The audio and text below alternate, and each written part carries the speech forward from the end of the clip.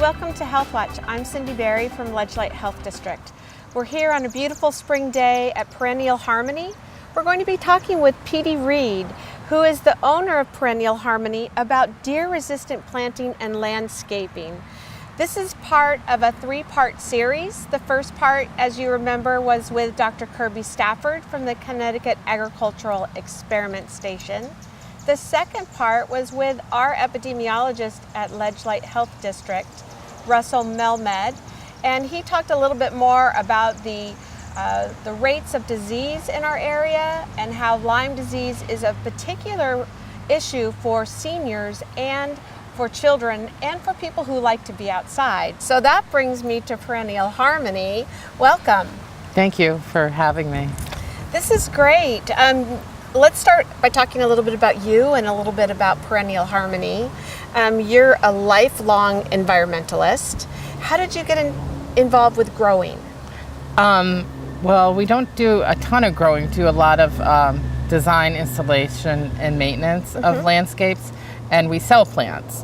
We have a grower that works for us, so that's really nice. I just love plants, and I think during my midlife crisis at 40, I decided that it was a hobby my whole life. I was gonna make a living at it, so.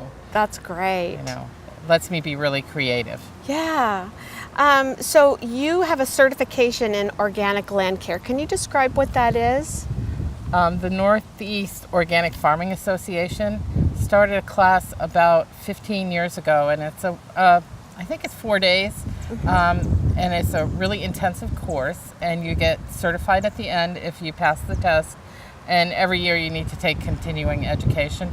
But it's, there are so many great professors and speakers and teachers, and they teach you all about organic land care, and you follow a set of regulations that they have come up with. And that's really great because it seems like a lot of people are turning towards organic and really want to have organic gardening be a part of who they are and their property.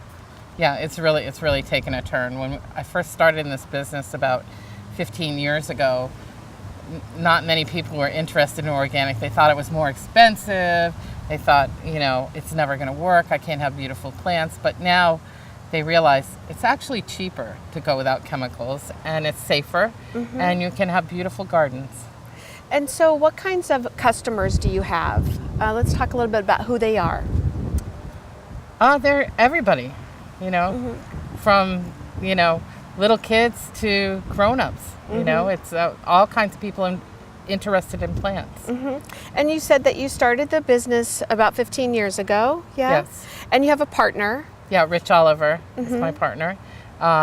We do landscaping together and sell plants and take care of them.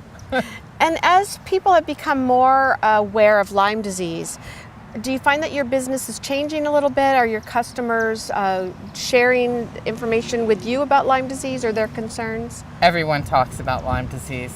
There's so much false information out there and conflicting information that's why I thought the task force was so important, because even I've been doing this work for a long time, and I would hear so many different things from so many different people about the ticks, the bites, the doctor's appointments, do you need antibiotics? Is your test negative, positive? So I really like this series because it's so informational about what's true and what's not true. And it really has made me see that we don't have to be so alarmed. We just have to be careful. Yeah, aware, I think. Yeah, aware. And I think a lot of people here, their backyard where they have barbecues and have friends over, abuts up to an area of open space where they may have a lot of deer on their property. Yes, and deer carry the ticks. But also mice and rabbits and chipmunks, they all carry the ticks.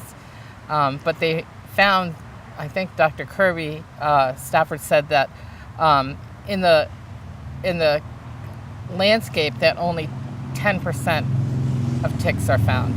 So in like formal landscaping, most of the ticks are in the woods or in 10 feet from the wooded edge. So there aren't that many ticks in your yard, but there are some. So what are you advising to people as you're consulting with them about the kind of landscape that they're going to have? What's some of your advice? Well, we always work with deer-resistant plants because not only do the deer carry the ticks, but it's expensive to keep replacing your plants if deer are eating them. So we do a lot of deer-resistant planting. We use native plants a lot. Invasive plants are known to be tick habitats, like the barberry, the Japanese barberry. There was a scientific study that showed that that's a tick habitat, that 12 times the amount of ticks are in that plant. Which I think isn't even sold here in Connecticut anymore. It is still sold here. Oh, it is. Yes, and it's invasive in all the woods. So people need to be careful. Yeah, it's still sold here. Some places sold. We've never sold it. If you're a member of the Organic Land Care, you're forbidden from using it or selling it, but it's not against the law here. Okay, well that's good to know. So people need to be really careful.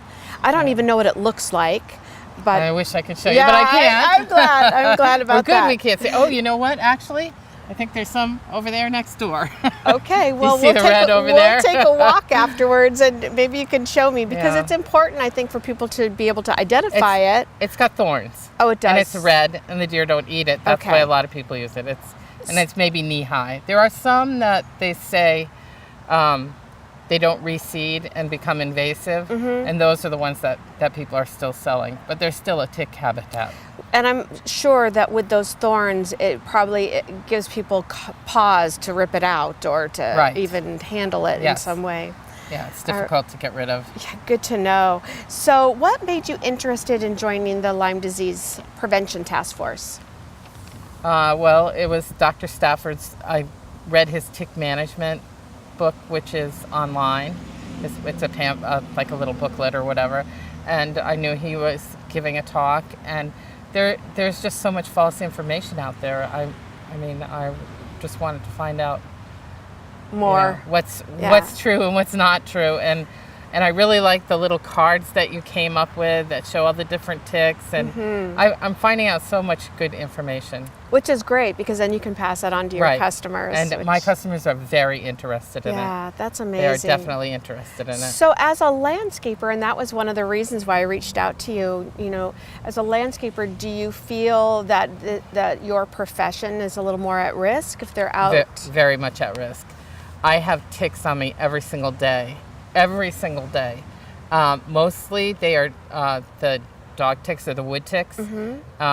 Seldom are they the deer ticks. So very seldom do I have deer ticks on me because I don't go out in the woods. We don't garden in the woods. But the bigger ticks. But we do tick checks every day. We take a shower at the end of the day and scrub down, and they have to be on for at least 24 hours, and I never let them stay on me that long when they are. Yeah, and that's one of the big take-home messages, I think, if anything, is to do that tick check every day. Make sure that you don't have any ticks on you because they don't transmit any diseases up to 24 hours, so that's really important. What about other landscapers? Do you hear from your fellow landscapers? Most of them have had Lyme disease. Most of them have had it. And do they do anything in particular to try to prevent it for themselves? A lot of them wear DEET insecticide, and I can't use it. So I mean, the checking is better for me at the end of the day. And a lot of times they're on me, but they're not attached to me. Oh yeah, makes a big difference. Yeah, it does. Yeah. Very seldom do they attach. So we're going to take a little bit of a break in a second and then really dive in and talk about some deer-resistant plants, because that's one of the things that people can do if they're moving into a new property or having their landscape redone. Even if they're adding plants, thinking about deer-resistant planting can really help. Yes, that's a good idea. So we'll be back in just a few minutes. Stay with us.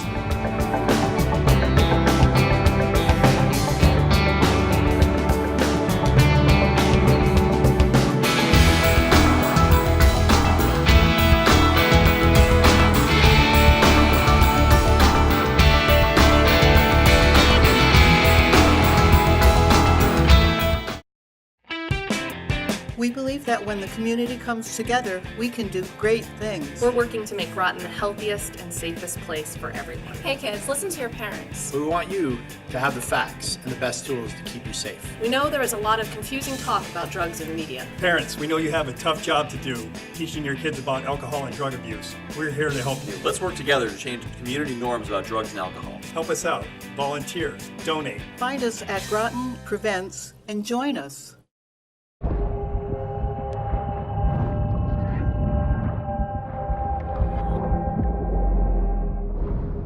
Sometimes there's no do-over.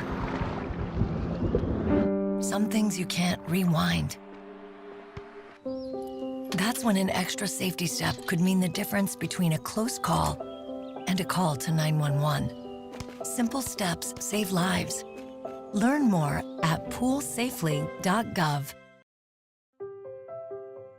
We just finished dinner and it was time for homework. He hates homework. It makes no sense. I don't know how he finds anything in his I backpack. can't find my backpack. I couldn't even read his handwriting. Holding the pencil makes my hand hurt. I know he's bright. Why is it so hard for me? He's I'm just gotta trying as try a hard little as harder. I can. When you can see learning and attention issues from their side, you can be on their side. Go to understood.org, a free online resource with support and tools to help your child thrive.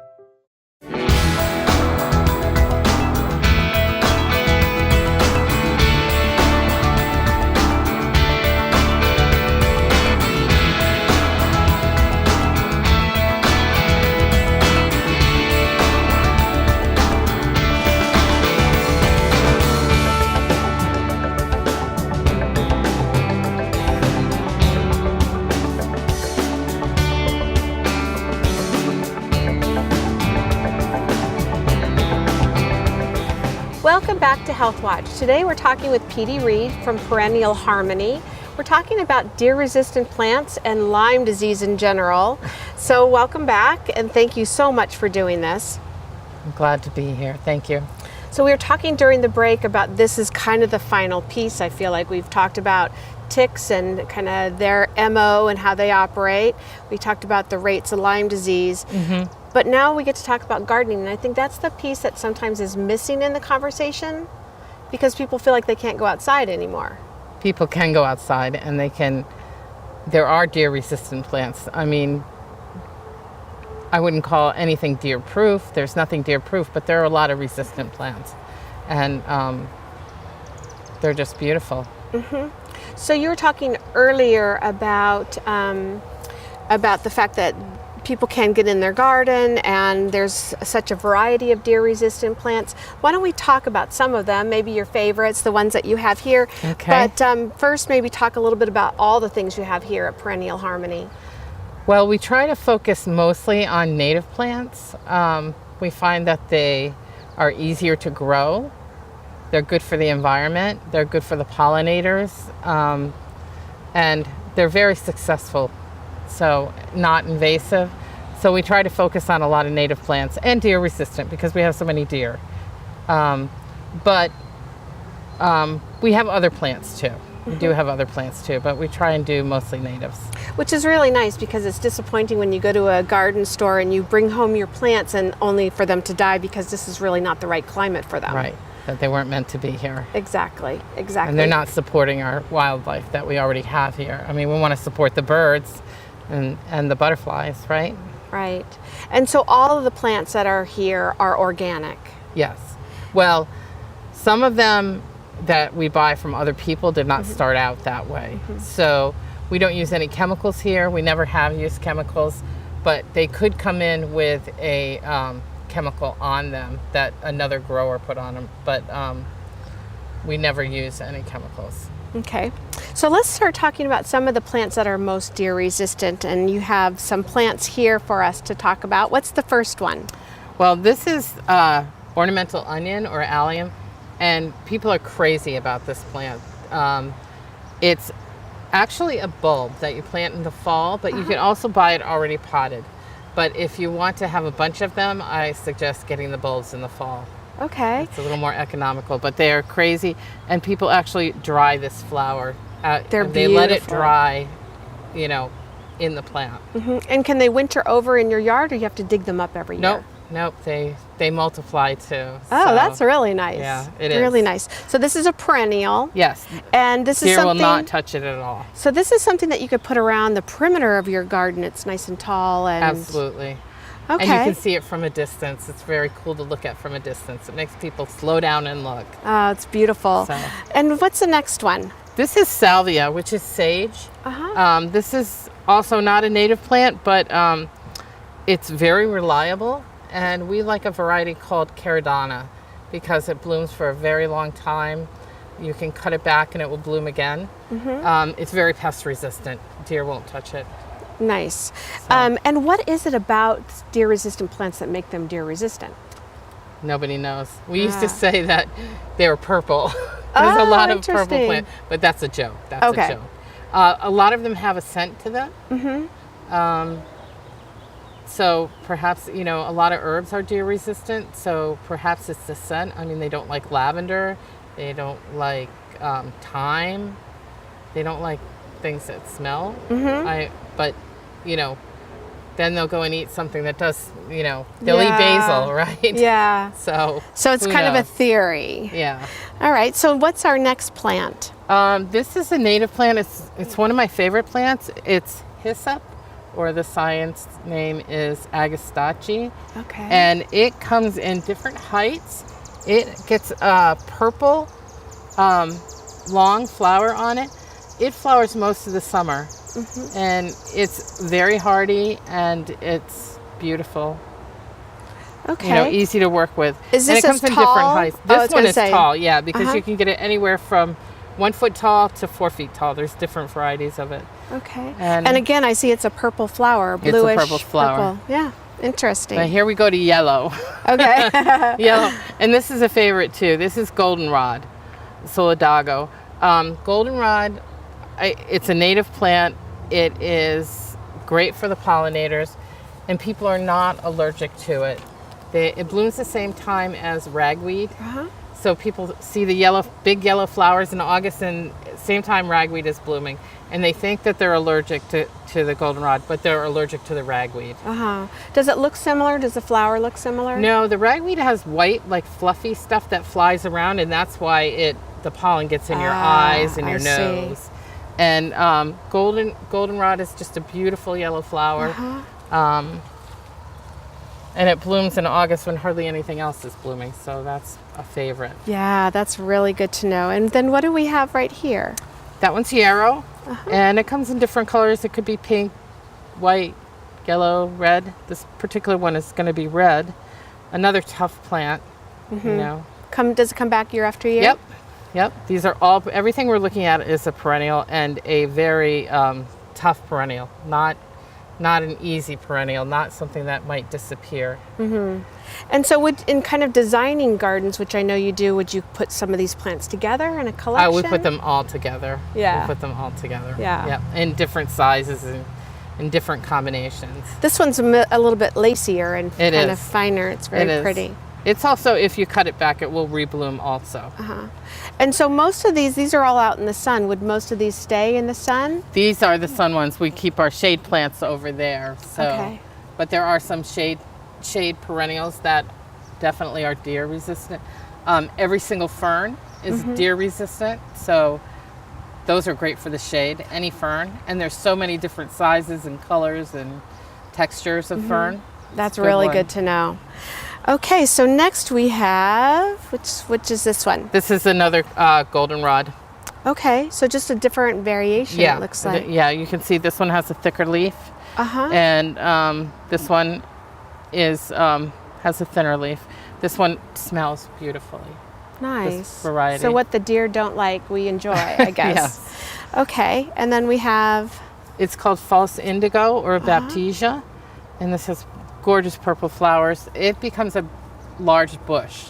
Oh, it does? Yeah, and it really is not significant in the pot. It never looks great in a pot, but once you get it in the ground, it can become this big. Nice. This tall. Wow. And some of these are also pollinators, so they really help butterflies and bees and that. Okay. And probably the last one we're going to talk about, well, this is bee balm, and people are crazy for bee balm also. Okay. Can you use it in teas? Yes. Okay. Monarda bee balm. Beautiful. Yep. It smells great too. And has a little bit of a red flower. I'm seeing that one has a red flower. Looking at the it comes picture. in white or pink also. So tell me about your design. If somebody were to come and said, loved a garden that's designed, but I have deer in my yard, and what can you do? What would be some suggestions? Any of the plants that we looked at are great, easy plants. If they need shrubs, there's Andromeda, Spirea, any spruce is deer resistant.